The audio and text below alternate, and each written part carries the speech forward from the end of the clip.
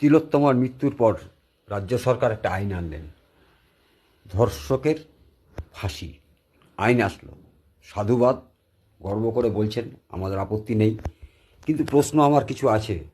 আজকে যখন ধর্ষককে সরিয়ে দেওয়া হচ্ছে, ধর্ষককে আড়াল করা হচ্ছে, ধর্ষক যদি ধরাই না পড়ে তাহলে কার ফাঁসি হবে? শুধু ধর্ষককে ইন্ধন যারা যোগান তাদের ফাঁসি হবে তো? যারা ধর্ষককে পানিশমেন্ট না দেওয়ার জন্য লড়েন সেই উকিলের শাস্তি হবে তো? যে দেশে এখনও ধর্ষকের পক্ষে উকিল দাঁড়ায় সেই উকিলের শাস্তি হয় না।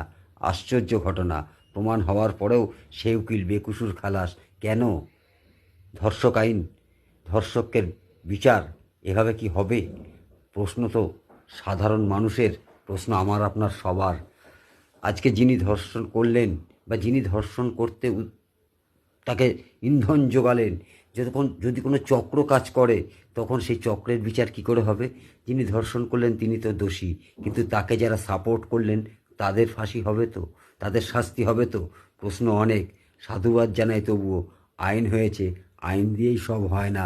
কিছুটা কাজ মানসিকভাবে সামাজিক সচেতনার মাধ্যমেই করতে হবে, মানুষকে পরিবর্তন করতে হবে। খালি একটা আইন এনে নিজেদের বাঁচানো যাবে না।